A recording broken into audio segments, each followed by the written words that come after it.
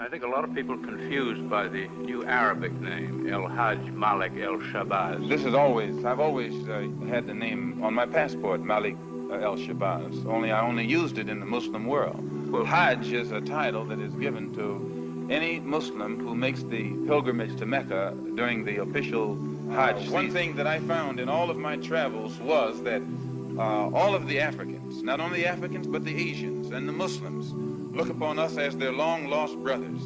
And America had actually tricked many of them into a hands-off policy by giving them the impression that she was honestly trying to do something to solve the problem. My argument over there was designed to prove that it is impossible for the United States government to solve the race problem. It's impossible. Never have I witnessed such sincere hospitality and overwhelming spirit of true brotherhood as is practiced by people of all colors and races here in this ancient holy land, the home of Abraham, Muhammad, and all the other prophets of the Holy Scriptures.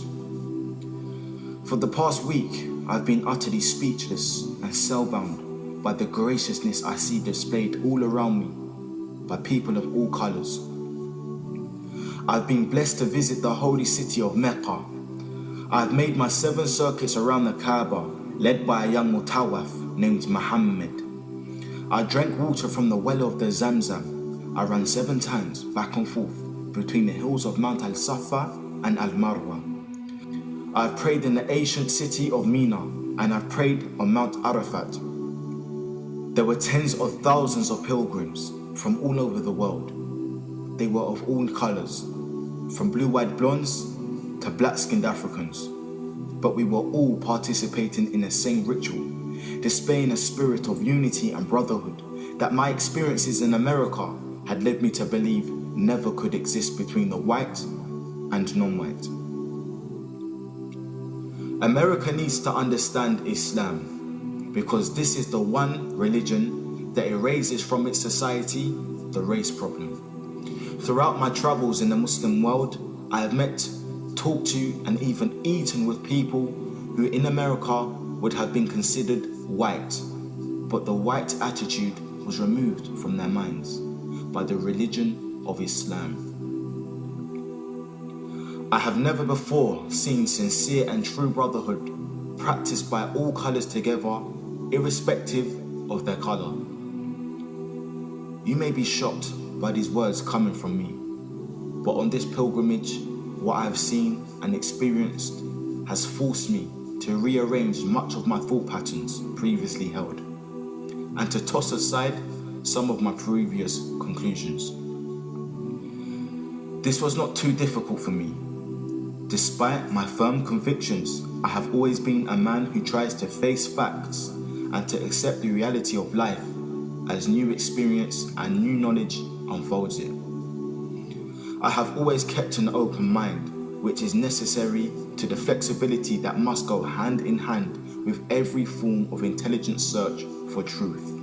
During the past 11 days here in the Muslim world, I've eaten from the same plate, drunk from the same glass, and slept in the same bed or on the same rug, while praying to the same God, with fellow Muslims, whose eyes were the bluest of blue, whose hair was the blondest of blonde, and whose skin was the whitest of white. And in the words and in the actions and the deeds of the white Muslims, I felt the same sincerity that I felt among the black African Muslims of Nigeria, Sudan and Ghana. We were truly all the same brothers because their belief in one God had removed the white from their minds, the white from their behavior, and the white from their attitude. I could see from this that perhaps if white Americans could accept the oneness of God, then perhaps too they could accept the reality, the oneness of man, and cease to measure and hinder and harm others in terms of their differences in color. With racism plaguing America like an incurable cancer, the so-called Christian white American heart should be more receptive to a proven solution to such a destructive problem. Perhaps it could be in time to save America from imminent disaster. The same destruction brought upon Germany by racism that eventually destroyed the Germans themselves. Each hour here in the Holy Land enables me to have great spiritual insights into what is happening in America between black and whites. The American Negro never can be blamed for his racial animosities. He is only reacting to 400 years of the conscious racism of the American whites. But as racism leads America up to the suicide path, I do believe, from the experience that I've had with them, that the whites of the younger generation in the colleges and universities will see the handwriting on the walls, and many of them will turn to the spiritual path of truth, which is the only way left to America to ward off the disaster that racism inevitably must lead to. Never have I been so highly honored. Never have I been made to feel more humble and worthy. Who would believe the blessings that have been heaped upon an American Negro? A few nights ago, a man who would be called in America a white man, a United Nations diplomat, an ambassador, a companion of kings, gave me his hotel suite and his bed. Never would I have even thought or dreaming that I would ever be a recipient of such honors. Honors that in America would be bestowed upon a king, not a Negro. All praise is due to Allah, the Lord of all the worlds. Sincerely, Al-Hajj Malik Al-Shabazz, also known as Malcolm X.